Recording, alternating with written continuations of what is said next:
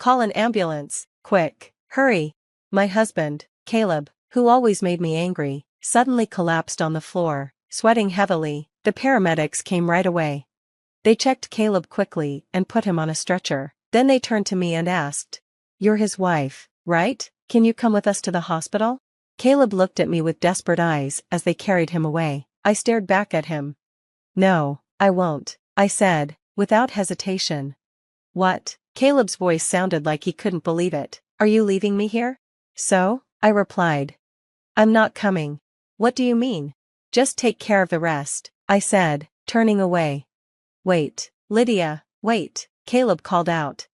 I pulled something from my pocket that I'd been carrying for days. The moment Caleb saw it, his face went even whiter. "How dare you treat me like a servant all these years? This is my revenge. I will never forgive you." Let me explain a bit about myself. My name is Lydia. I'm 36 years old and a housewife. I live in a rented apartment with my husband, Caleb. I met Caleb through a coworker when I used to work full-time. My coworker liked to invite me to parties, but I'm more of an introvert who prefers watching movies or cooking alone. I didn't like big groups and often turned down the invites. One time, my coworker invited me to a barbecue. I said no at first, but he insisted, so I went. The party had a lot of people, and one of them was Caleb, who later became my husband. I was sitting by myself, having a drink, when my coworker brought Caleb over. He thought Caleb and I might get along because we had similar interests. At first, I was surprised, but Caleb was friendly and funny. He was tan and seemed like the outdoorsy type. As we talked, I found we had more in common than I thought. We started talking more, and it clicked right away. We exchanged phone numbers and made plans to meet again. We went on dates and hung out a lot. Eventually, Caleb proposed, and we got married. Before we got married, Caleb was always kind to me, even though he was more outgoing and liked to be outside. After marriage, things didn't change much at first, but over the years, some things started to bother me. I quit my job to become a housewife because Caleb wanted me to, but he often made sarcastic comments about it. For example, one time when I wasn't feeling well and dinner was late. "I'm home, Lydia. Why isn't dinner ready?" "Sorry, I was sick and had to rest. Can you take a bath first? You're a housewife. You should at least have dinner ready," Caleb said, never showing any concern for my health. It made me feel really sad. Another time, I mentioned a reunion in my hometown. "Caleb, there's a reunion coming up. Can I go once I finish my chores?" "Do whatever you want. Being a stay-at-home wife is great. You know, I envy you, Lydia. You get to spend your husband's money. He's usually nice, carrying my purse and bringing me flowers after work, but sometimes, he's rude." I even suggested getting a part-time job, thinking maybe Caleb wanted me to work, but he insisted I stay at home, so I remained a full-time housewife. One day, I got an unexpected call from one of Caleb's relatives. I picked up the phone, feeling uneasy. The relative was panicking on the other end of the line. "Caleb's mother has collapsed." I froze, shocked by the news. The relative explained that she had gone to visit my mother-in-law earlier and found her lying in the yard. She called an ambulance, which took my mother-in-law to the hospital. I quickly rushed to get ready and ran out of the house. When I arrived at the hospital, they told me that my mother-in-law's condition was still unstable. As we were talking, Caleb arrived, out of breath. We went to the hospital room to see my mother-in-law, who was lying in bed, hooked up to various tubes. It was hard to watch. "Mom," Caleb called, but she didn't respond. Caleb stayed at the hospital all day, and I went home to get some things for our stay. Over time, my mother-in-law started recovering and was able to sit up on her own, but she still needed help with most things. "I'm glad she can sit up now. I hope she'll be able to walk again with physical therapy," I said to Caleb. When my mother-in-law's discharge date was approaching, I told Caleb, we should start preparing for her to come home. Then, Caleb said something that confused me. "Oh, by the way, we're leaving this house next week. You better start packing." I was confused. Caleb seemed frustrated with me, like he didn't like my reaction. "We don't need this house. We're moving in with my mom." "Wait, does that mean we're going to live with my mother-in-law after she leaves the hospital?" I never heard anything about that. "What? Did you decide to move in without talking to me? Have you already canceled the lease for this place?" When I said that, Caleb got even more irritated.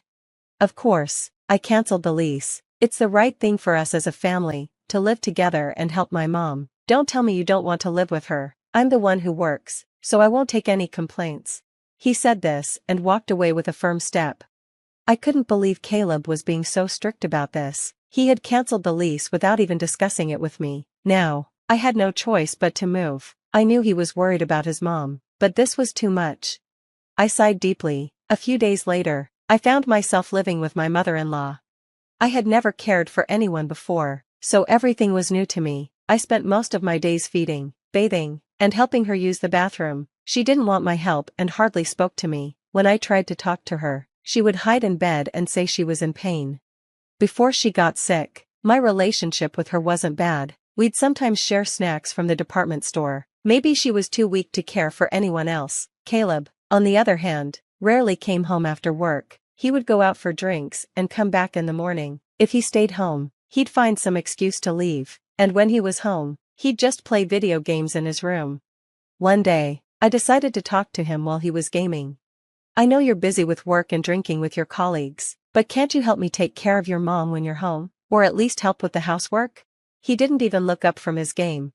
Why are you being so naive? Housework and caregiving are your job. I'm tired from working all day. Well, I'm almost out of coffee. Can you make me some? And clean this room, okay? Also, take these clothes to the dry cleaner. I need them by Wednesday. Caleb gave orders and threw his clothes at me. This time, I couldn't hold back and snapped. That's enough. I've been doing everything, housework and taking care of your mom, for the past month without a break. Why can't you help a little?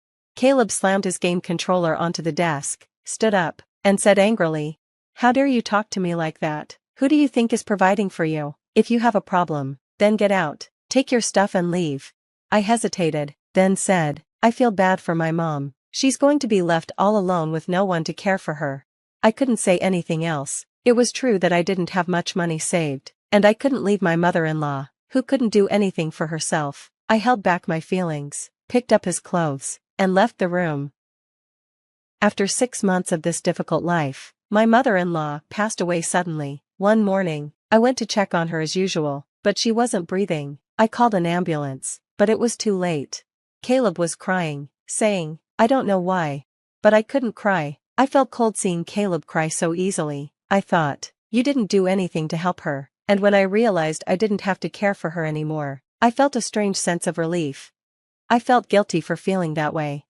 Time passed quickly. After the wake and funeral, I suddenly realized 2 weeks had passed since my mother-in-law's death. It was time to sort through her things. After Caleb left for work, I started cleaning her room. I packed her favorite clothes and accessories into boxes. It didn't take long since there wasn't much. Then, I opened a cabinet next to her bed. There wasn't much inside, but on the bottom shelf was a large can. I remembered it. It was a can of assorted sweets I had given her when she was still healthy. I wondered why the can was there. I opened it, and inside, I found a letter. It was addressed to me, starting with "Dear Lydia." I quickly opened the envelope and found a message written in trembling handwriting. "Lydia, I'm sorry for making you take care of me. I was ashamed of forcing you to work for me every day. I was also ashamed of my son, Caleb. I know how badly he treated you. Lydia, you should leave him and live your life the way you want." My mother-in-law knew everything. She knew how selfish her son was and how it was hurting me. At the end of the letter, she wrote, "I'm glad I could spend the last days of my life with you, Lydia. Thank you." That was when I cried for the first time since she passed away. It felt like everything I had been holding in finally came out. I cried until I had no more tears left, and then I made up my mind. I was going to divorce my husband. 10 days later, after finding the letter, my husband was still treating me like a servant. "Lydia, I'm missing a sock. Where is it? And take my car to the car wash today. You've got nothing else to do, right?" He was going golfing with his colleagues today. I couldn't believe it. Today was our wedding anniversary, and he had completely forgotten. I don't even care about it anymore. What will you do while I'm golfing? You can't just sit around. You have to make dinner, clean my room, and clean the bathroom. You have a lot to do. His arrogance left me speechless. "Hey, you hear me? Bring me my sock and a jacket. Hurry up or I'll be late." At that moment, Caleb suddenly collapsed on the floor, clutching his stomach. He was sweating in pain. He told me to call an ambulance, sounding like he was trying to make it as dramatic as possible. I froze. shocked by what was happening, and he yelled, "Hurry up, you're useless, call an ambulance." When Caleb yelled at me, I felt strangely calm. I called 911, and within minutes, an ambulance arrived with paramedics. The paramedics quickly checked Caleb's condition and placed him on a stretcher. As they moved him, one of them asked, "You're his wife, right? Will you come with us to the hospital?"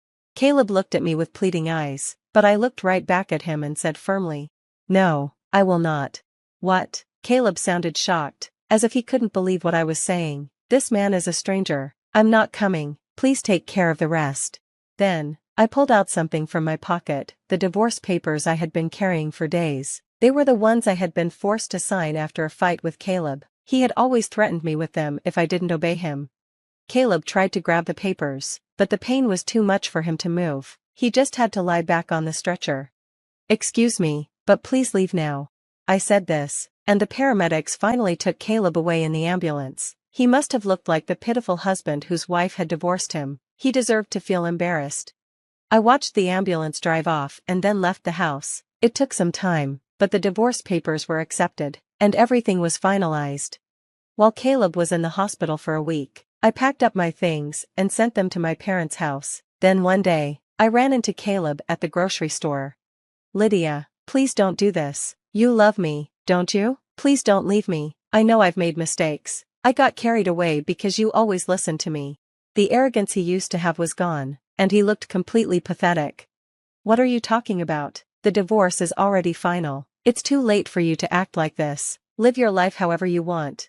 He couldn't believe that I was actually going through with the divorce. He looked shocked, his hands shaking, and his face turning pale. Well, that's that then, bye. It had been 6 months since Caleb and I got divorced. One day, he showed up at my parents' house. He kept ringing the intercom and calling my name so loudly that I had no choice but to answer. He still wanted me to get back together with him. When I didn't respond, he started telling me about his life now. He couldn't cook because he had always made me do all the housework. Now, he only eats TV dinners or eats out. He had gained 10 pounds since the divorce, with extra fat around his face and stomach. He also didn't know how to do laundry. His shirts were always wrinkled and smelled bad, making him look dirty. "I finally realize how great you were, Lydia. If I don't do something, people at work won't like me," Caleb said, starting to cry with fake tears. Basically, he wanted me to go back to being his servant. "I will never go back to that. Never. If you keep making noise, I'll call the police," I told him coldly. When he realized I meant it, he got scared and left, crying. I was sure he wouldn't bother me again. I hoped so. Caleb seemed to be living a very inconvenient life. Meanwhile, I was living comfortably. I had stayed at my parents' house for a while, but now I had my own small apartment and lived alone. My living standards were lower than when I lived with Caleb, but I liked my life this way. I had time for myself. I thought it would be hard to find a job at my age, but a friend of mine knew someone who had retired, and I was able to take her place. I was so happy being able to spend my time and money on myself, without anyone telling me what to do.